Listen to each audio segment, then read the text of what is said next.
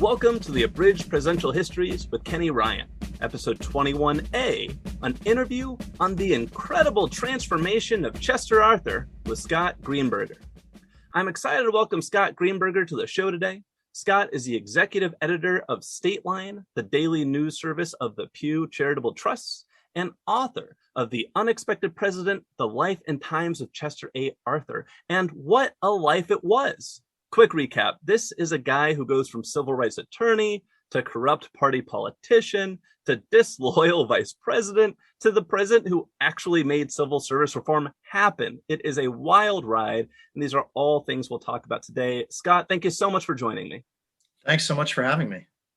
So the first question I want to ask is, what inspired your interest in President Chester A. Arthur? Well, as it happens, I get that question a lot, Kenny. He's sort of an obscure president, but I wanted to do something different. Wanted to delve into a life story that really hadn't been told. As my brother joked to me, he said, "Well, any fool can write about Lincoln." So I took on the more difficult task of writing about Chester Arthur. But seriously, I think that as you said, it's just a fascinating story that's been lost to history. Most people just aren't aware of his story or even of Chester Arthur. In fact, there's a regular poll of college students where they try to determine who the most obscure president is, and Chester Arthur has unfortunately won that poll. People who have heard anything about him typically just know about the sideburns, and then there was a mention in Die Hard, I believe, of a Chester Arthur Elementary School, which is the other reference I hear about. But other than that, you don't hear much about him. And yet his story, in addition to being a fascinating story, it takes place at this critical moment in American history during the Gilded Age, which is really, it's really when we see the beginnings of a recognizable modern America. You see the first big corporations and the railroads and, in school, of course, we learn a lot about the Civil War, which makes sense. And then typically there's a little bit about Reconstruction, and then you sort of fast forward to Teddy Roosevelt and the progressives. And I think a lot of kids miss or get this period of American history gets short shrift, and it really shouldn't. It's a really fascinating period of time, and there are a lot of parallels to our own time. There were a lot of concerns about wealth inequality and these huge fortunes that these titans of industry, the Rockefellers and whatnot, were amassing. So a lot of interesting parallels and a really fascinating time. But mostly, I think it's just a great story that's been forgotten. It's just a terrific tale. I feel like the first half of Arthur's life is almost like a 19th century political version of Breaking Bad. This is a guy who goes from fighting for African American rights in the courtroom to someone who's just blatantly corrupt. Why does he break bad like that? Well, I think there are a few reasons. The first one, I think he was in a sense rejecting his upbringing and his father in particular. His father was a very rigid abolitionist preacher, and they lived a very Spartan lifestyle, and he actually, because of his abolitionism, which at the time, even in the North, wasn't so popular, but this is in the decades before the Civil War, he was so outspoken that they ended up moving. He lost job after job. They ended up moving from congregation to congregation in Vermont and upstate New York. So I think that's part of it. He sort of, when he graduated from college and he decided to go to New York City to seek his fortune, and that's a path that many people even now go to New York City to kind of, fulfill their ambitions and make it in the big time. So that was part of it. It was kind of a rejection of his upbringing and his father. But also, as you say, he started out even in New York as, an admirable figure. He was the lead lawyer in this case that ended up really desegregating New York City streetcars. And once the Civil War began, he became a quartermaster for the Union Army in New York through some political connections he had made. And he did a great job. And actually, there were a lot of people, contractors for the Army, other quartermasters who used their positions to enrich themselves. And Chester Arthur didn't. He really served with honor. It was really after he left his position as quartermaster that he took this dark turn. And I think for one thing, he had just gotten married, He wanted to make money. His young wife had these social aspirations, and in order to fulfill those aspirations in Gilded Age New York, you needed money. You needed a nice house and servants and the ability to pay for all the liquor and the food and all that stuff. And Chester Arthur, by the way, loved liquor and food. So I think, that's sort of in a nutshell for a lot of people. I mean, he was motivated by this desire to be wealthy and kind of rejecting his modest and religious upbringing. One of his friends noted that I mentioned that he was very interested in food and wine and having a good time. One of his college friends noted that during this period, Arthur took, quote, great interest in matters of dress and was always neat and tasteful in his attire. He loved the pleasures of the table and had an extraordinary power of digestion and could carry a great deal of wine and liquor without any manifest effect other than greater vivacity of speech, which I love that quote. I mean, he was a fun guy. People liked to spend time with Chester Arthur, and that ended up, as we'll talk about, I think a little later in the podcast, that ended up kind of, in a way, greasing his way to power, the fact that he was such a fun guy to be around. That is a fantastic quote. I really hope incredible powers of digestion is used to describe me someday. That's a new aspiration. You hit it on the head. In these post-war years is when he really starts kind of getting off the path. He encounters and meets a few, kind of, you might say, unsavory characters, a few corrupt politicians.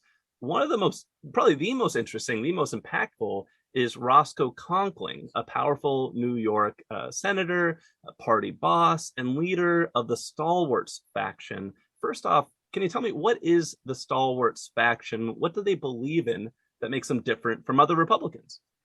So members of the Stalwart faction of the Republican Party were adamant supporters of what was called the spoils system. They believed that victorious political candidates, that this was the way the system should work, that victorious political candidates would reward their supporters with jobs, patronage. And once these supporters were in those jobs, it was their responsibility, part of their responsibility of employment was to make voluntary contributions to the party. So it was a self-perpetuating cycle. And this is how these political machines were built. The Stalwarts were unabashedly in support of this. There was also a reform wing of the Republican Party that felt like this was a terrible idea to have people in government positions who really weren't qualified for them in many cases and were only there because of their political loyalties. And they became known as the half-breeds because from the Stalwart point of view, they were only sort of half Republican. They weren't true believers. Kind of the original rhino, huh? That's right. Exactly. Yeah.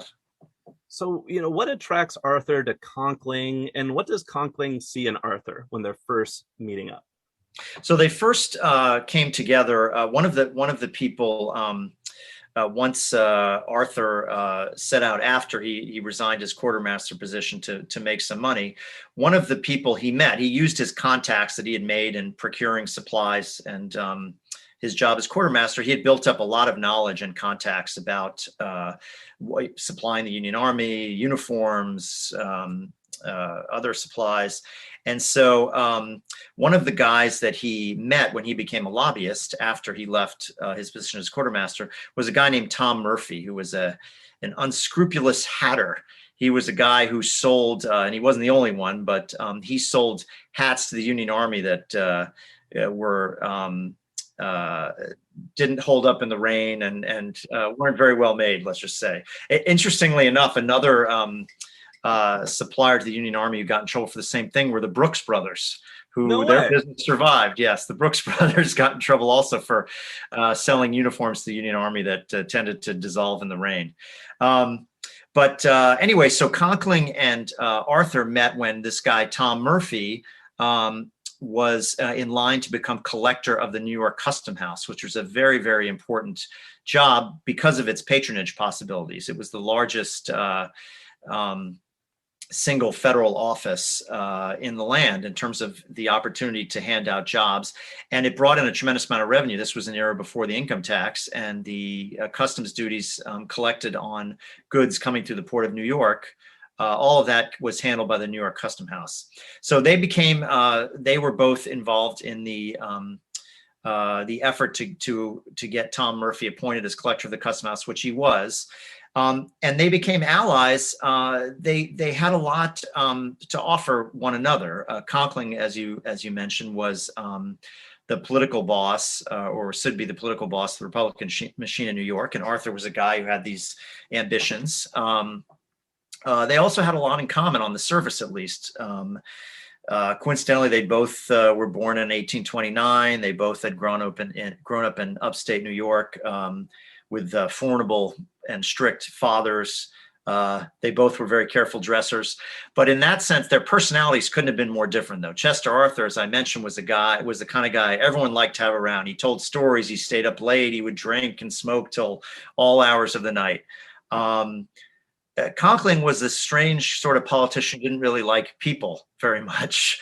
He was an extraordinary character, though. He had this very imperious manner, was a great speaker, and he was very tall and sort of dramatic looking, very good looking, had this beard, but the physical feature that people most noticed was this curl that he had, that he liked to place right in the middle of his forehead. And he actually did very well with the ladies. And whenever he spoke in the Senate, the ladies' gallery was always filled with his admirers. And his wife was back in Utica, where he was from, and never came to Washington. And so he was free to indulge in Washington, and he did. So Conkling, because he wasn't a very personable politician, he needed somebody like Arthur to sort of, who was kind of the social lubricant, who knew how to schmooze, who would stay up late and, with other politicians and cut deals. And so Arthur was the perfect lieutenant for Roscoe Conkling during this period. Now, you've started to talk a bit about Conkling's character, and I have had just the most delightful time trying to describe Conkling over the past few episodes in this podcast. What is your favorite Conkling story that sums up what kind of guy he is? Well, there's so many Conkling stories. I actually was tempted to just write a book about Conkling, actually. Such a terrific character. There's so many things. He was a great poker player. He always carried a pistol. He wrote his personal letters in purple ink for some reason and had the handwriting like a schoolgirl. As I said, the ladies' gallery was always packed when he was there, and he had a very it was not a very well kept secret, but an affair with a woman named Kate Chase Sprague, who, if you've read actually Team of Rivals, Doris Kearns Goodwin's book about Lincoln's cabinet, she was the daughter of one of the cabinet members and was known as sort of the belle of Washington. Very beautiful, very smart, very sophisticated. So she and Conkling had this affair. The one story that I think comes to mind that I really love is that at one time, the editor of one of the weekly papers in Washington was getting ready to publish a story about one of Conkling's affairs, either with Kate Chase Sprague or somebody else. And so Conkling heard about it, and he confronted the editor, went to the newspaper, confronted the editor, and demanded to see the proofs, before the paper was printed. So Conkling reads the story, which exposes one of his affairs, and he says to the editor calmly, "Do you intend to print this article?" And the editor says, "I do." And so Conkling just says, "Then I will kill you." Yeah. And the editor's assistant later said that it was clear that the editor believed that Conkling was deadly serious, and they never published the article.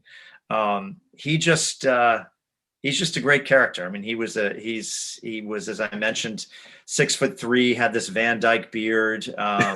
Yes. Yeah, he's a great one.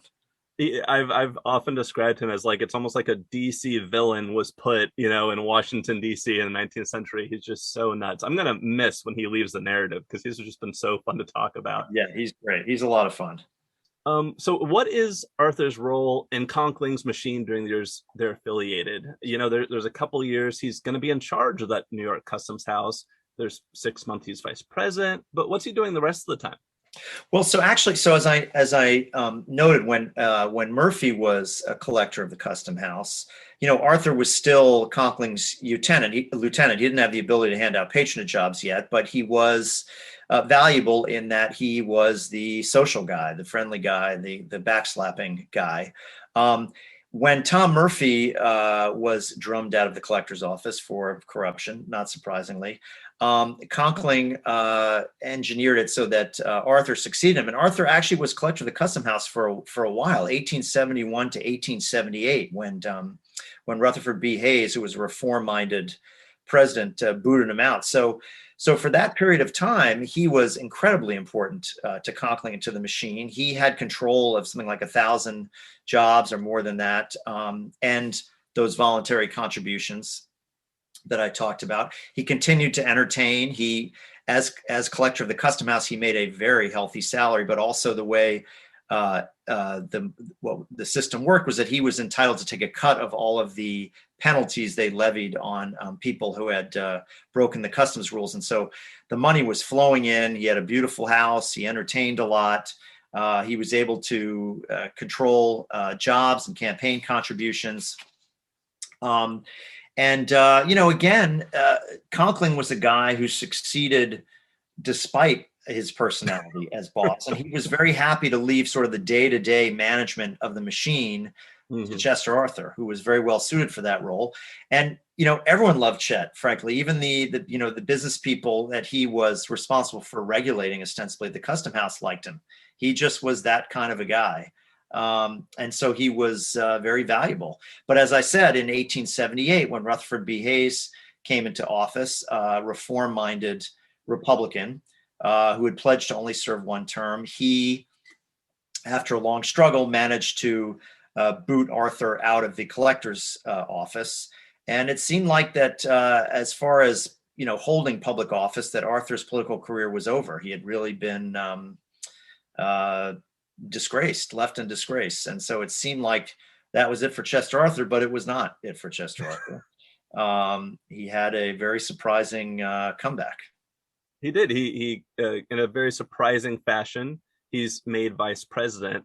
And shortly after that, this crazy transformation happens, So, as the 1870s are turned to 1880s, Arthur is looking pretty dang corrupt. And then a few things seem to happen in like a 20-month span that turns him into a reformer. Yeah. His wife dies. President Garfield gets assassinated, turning Arthur from vice president to president. And before he's even sworn in, he starts to get a series of letters from a woman named Julia Sand, who expresses belief in his ability to change at a time when everyone else has written him off. Would you mind walking me through these three things and what impact they seem to have on Arthur, starting with the death of his wife? So the Republicans, as I said, he was still, even after being removed from the Custom House, he was still close to Conkling and an important cog in the political machine. And after the Republicans did well in the 1879 New York state elections, Arthur was actually up in Albany helping to organize the legislature in a way that would favor the machine. And it was there that he got word that his wife was ill with pneumonia. So he rushed back to New York City, actually had to take a milk train, which stopped at all the dairies on the way downstate, which must have been excruciating for him. And by the time he got there to his brownstone on Lexington Avenue, it was late at night and his wife was asleep. And so for 24 hours, he sat by her bedside, stroking her hair. She was sedated under morphine. And, I think he felt, I know he did actually, because he said this later, but he felt guilty about all the late nights he had spent hanging out with other politicians and visiting what some people called very questionable resorts. I think it's fair to assume that, when he was entertaining his political friends, he went out to brothels and all these bars and in New York City. And when he was doing that, she was left at home. And here he was, as she fell ill, again, up in Albany, doing Conkling's and the machine's political business. And he wasn't there when she got ill. So she dies, and according to his friend, she was only 42 years old. She died in January of 1880. He was, one of them said he was, quote, completely unnerved and prostrated by her death. I think he tried to find comfort back in Manhattan with his old friend, Tom Murphy, the unscrupulous hatter. But instead of going out to a saloon or a beer garden, Murphy later reported that Arthur just asked him to walk back and forth on 29th Street between 3rd and 5th Avenues until 2 a.m., just sort of expressing his sorrow. So I think the first thing that happens in this transformation is that his wife's death is a real shock to him and starts making him reconsider the sort of life he's been leading, which wasn't exactly the life of a family man. Yeah. And the second thing that happened let me backtrack for a second and describe how Arthur even became vice president, which was after Nell's death. So in 1880, at the Republican convention, Conkling and the stalwarts wanted to restore President Grant to office after Hayes. Grant's second term had really been riddled with corruption, and the stalwarts wanted Grant back in the White House for what would have been at that point an unprecedented third term. And what happened was the convention of 1880 was deadlocked, and it went ballot after ballot after ballot. Finally, a dark horse candidate emerged as a compromise candidate, and that was James Garfield, a congressman from Ohio who seemed to be at least acceptable to both sides of the Republican Party. And Arthur and Conkling had been very strong advocates of Grant. And so when Grant lost, the Republican Party leadership knew that they needed to do something to assuage Conkling because he was very upset. And New York was this critical state. It was the most populous state in the Union at that point. And they needed New York in order to win the election.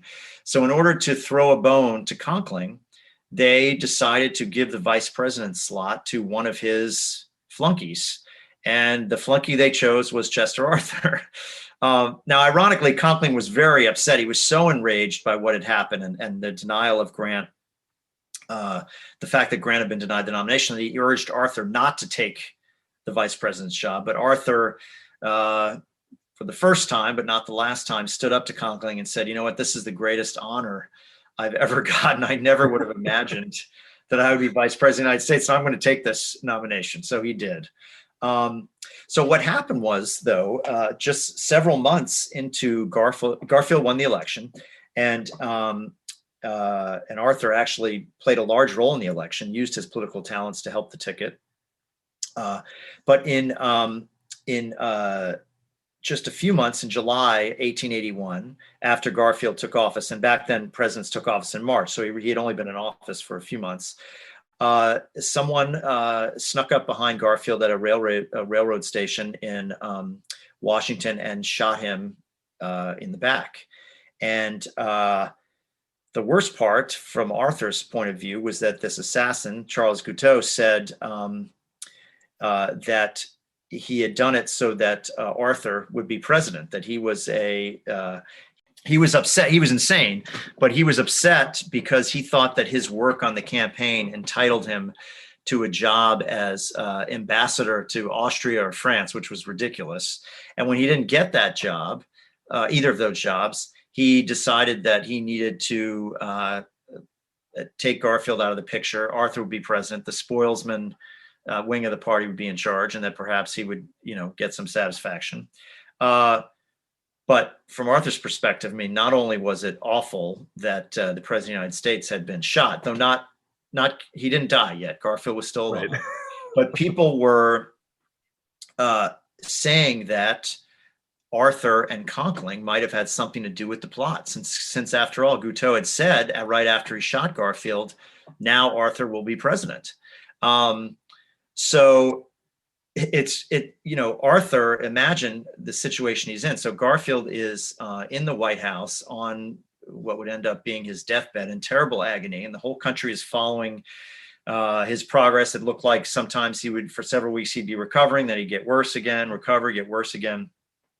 And And meanwhile, Arthur is terrified. First of all, newspapers, and not just people in the street, are accusing him of being involved in a plot.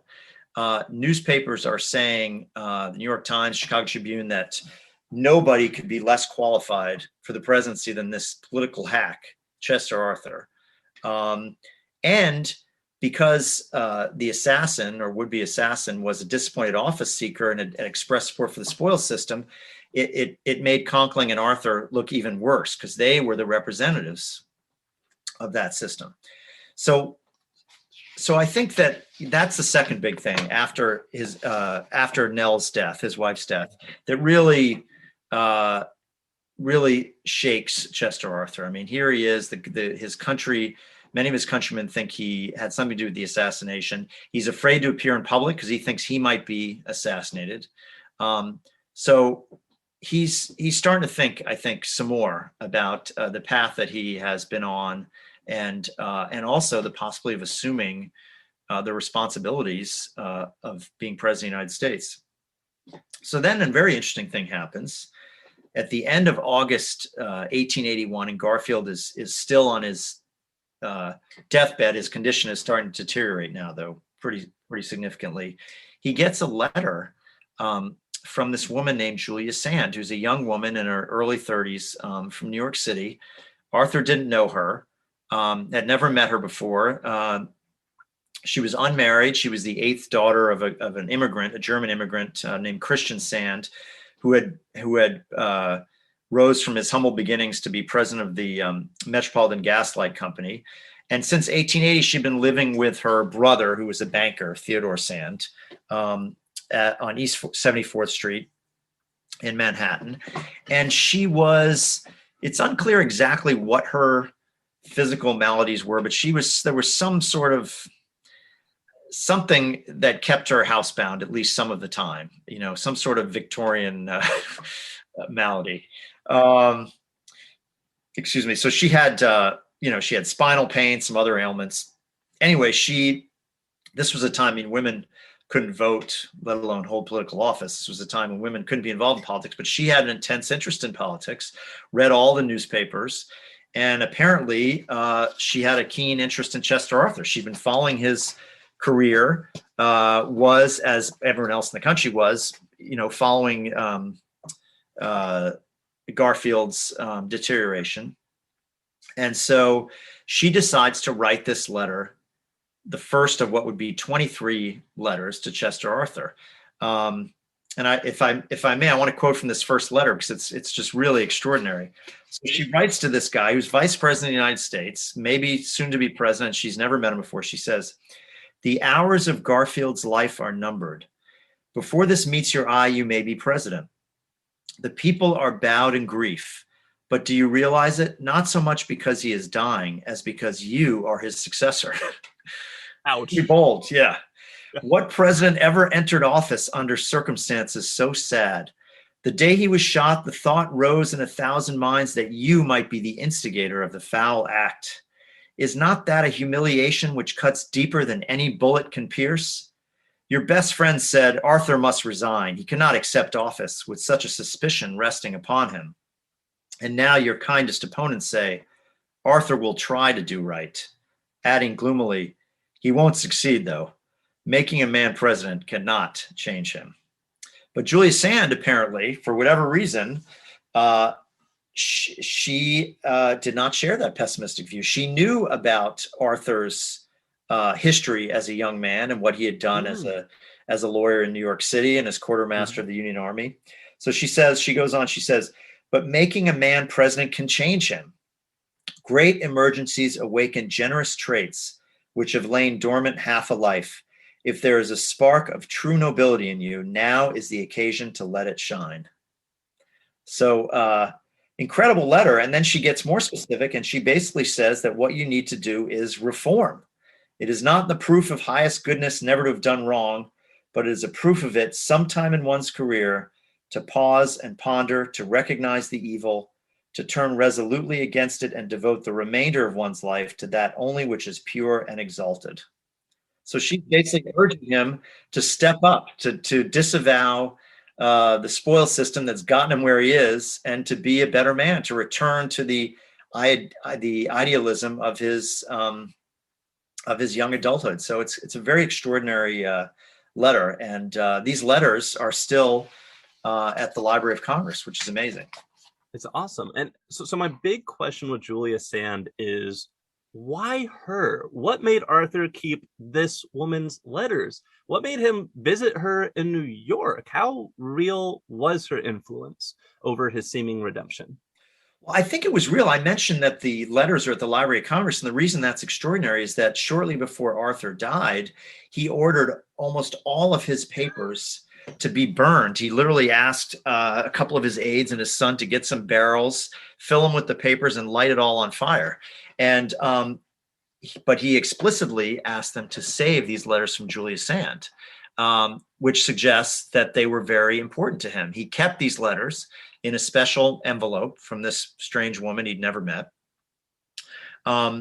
He also followed her advice. She gave very specific advice in many cases. Not all the time. She was very upset with him for signing the Chinese Exclusion Act, although it was a less restrictive version than an earlier one he had vetoed. But he followed a lot of her advice, and then, as you note, he visited her in New York, and which is really amazing. He just pulled up one day unannounced in his carriage, and just paid her a visit to thank her for her faith in him, and for advising him, which is really extraordinary when you think about it. The president of the United States would just show up one day, which is what happened. And she gives this wonderful description of it in one of the letters she wrote to him after he visited. So that's how I was able to get some of the details of the visit. As far as we know, he never wrote back to her. At least those letters don't exist anymore. But he did visit her. And so I think that, again, given the fact that these letters were the only things that he wanted saved, the fact that he followed a lot of her advice, and the fact that he visited her suggests that he did really care about what she had to say, and that it did have an impact on him. It's such an incredible story. Like, it sounds like something that Hollywood would make up, and put like a 90s movie about the presidency or something. And the fact that it's I hope that happens. It took a while for Lin-Manuel Miranda to get his hands on the about Hamilton. So, we'll see. Maybe he'll pick up on it. So we talked about three things, his wife dying, Garfield's assassination, Julia Sands. How important do you think each of these three things was? Like, if you had to kind of deign like a percent of influence on his reformation, would you say it's equally, or where would you say was the turning point? Was it additive? Was it all three things had to happen? I think it was probably additive, right? So the first shock was Nell's death. I mean, she and I think his guilt over that, and the fact that he hadn't been around so much. In fact, there are stories that he was absent so often. She would go to the opera, which she loved, with elderly friends, like other people. He just wasn't around. I think, look, certainly the fact that Garfield being shot was a shock, and the newspaper, the treatment that he got from the newspapers and what people wrote about him must have been jarring, to put it mildly. Actually, there's an anecdote from and I relied very heavily on the newspapers of the period, which were the writing was very vivid, because of course they didn't have TV or radio, so they felt like they had to describe everything, and there were so many papers in a place like New York. It was great. But so there's a reporter comes to the house after Garfield dies to basically get a comment from Arthur, and he hadn't even heard that it happened yet, and he came to the door, and he asked the person, the butler, who answered the door, can I speak to the vice president? And the butler said, no, he's alone in his room, basically weeping on his desk. I mean, he was clearly very emotionally affected by the shooting and by Garfield's death. But then, I think these letters seem to touch something in him. I mean, for some reason, even though Julia Sand did not know Chester Arthur, she knew what his history was.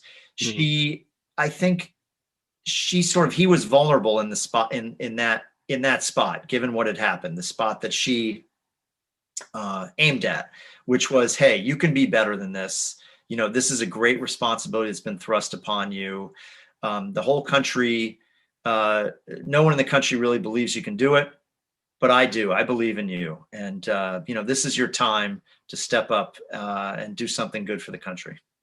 So these three things happen. Arthur gets into the presidency, and within a few months of assuming the presidency, he is actively calling for civil service reform, and he actually gets it done. How big is that moment? Is this a moment that we can look at and say the country really changed that day? I think it's a huge moment, really. It was something. First of all, it's hard for us to imagine now, but it was really one of the pressing issues of the time. And people who were calling for reform in the civil service were saying, "Listen, American democracy cannot survive."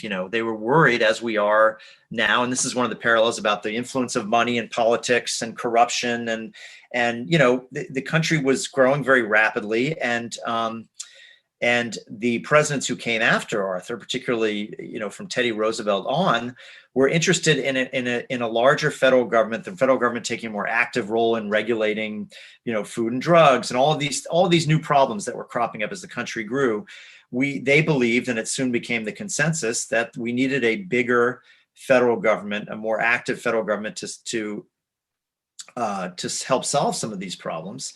And it's hard to imagine that without civil service reform, if the federal government had still just been filled with political hacks, many of whom weren't qualified for their jobs, it's hard to imagine that we would have been able to progress the way we did in terms of having the federal government play a more active role in Americans' lives and to do more.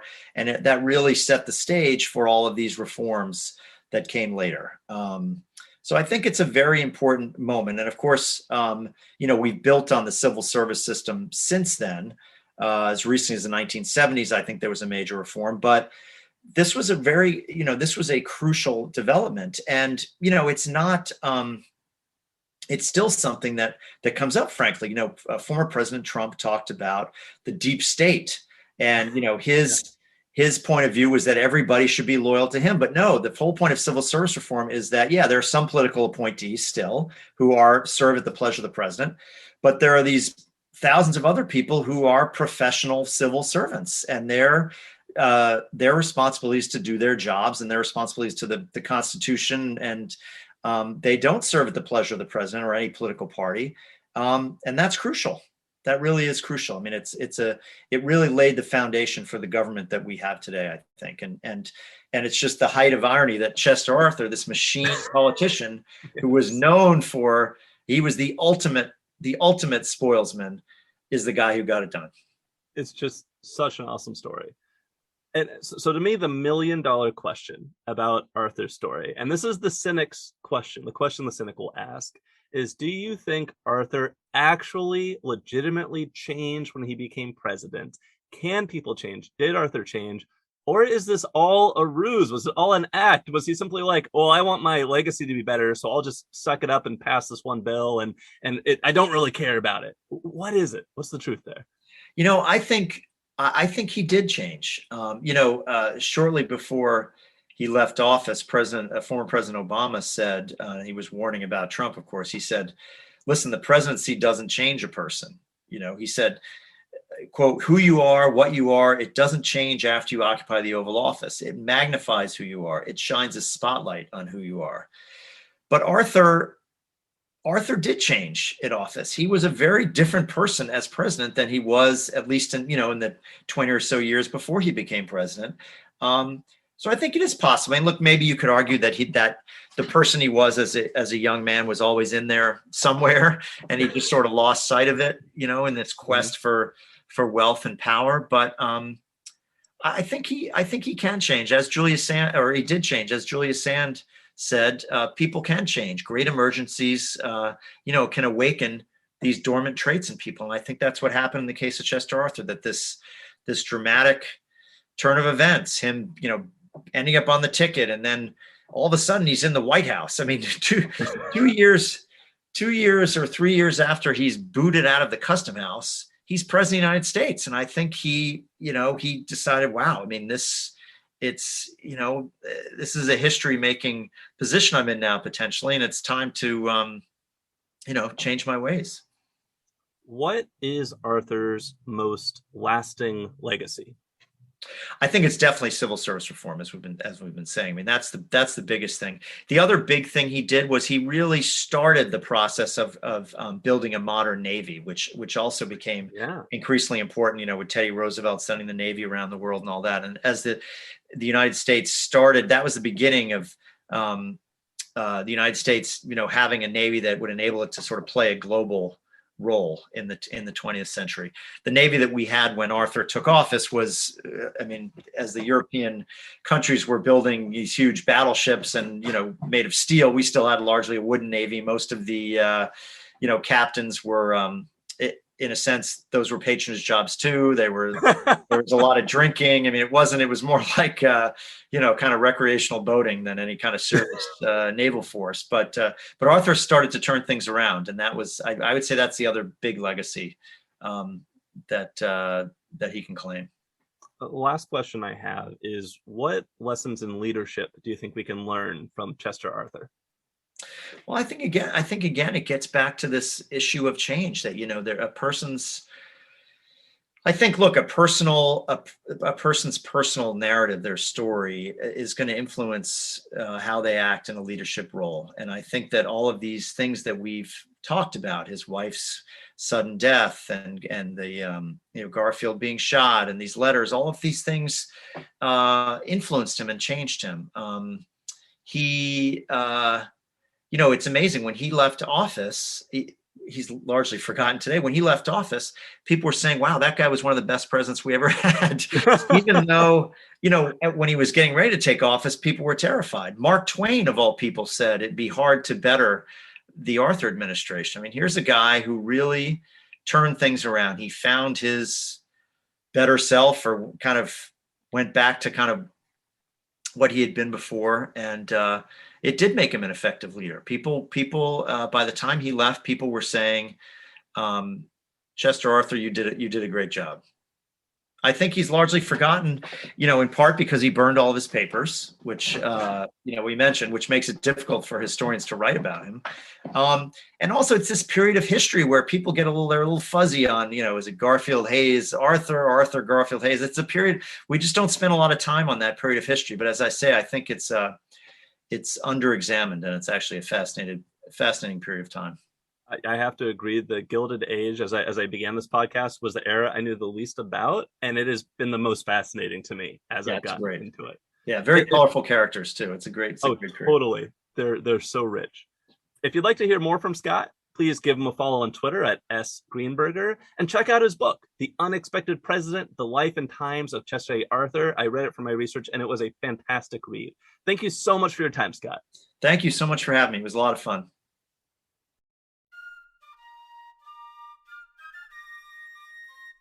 Thank you for listening to today's episode of Abridged Presidential Histories. If you enjoyed it, please subscribe, tell your friends about the show, and leave a 5-star review on your podcast listening platform of choice. It's always good to hear from y'all. You can also follow the show on Facebook at Abridged Presidential Histories, or on Twitter at APH Podcast. If you'd like to support the show, you can look it up on Patreon, or go directly to www.patreon.com/Abridged Presidential Histories. It helps me buy books and pay to host the show, and thank you everyone who's contributed so far. The music in today's podcast is a public domain recording of the United States Army Old Guard Fife and Drum Corps. In our next episode, we'll take a look at the life and presidency of Grover Cleveland, the first Democrat elected to the presidency since before the Civil War. That's right, the Democrats strike back next time on Abridged Presidential Histories.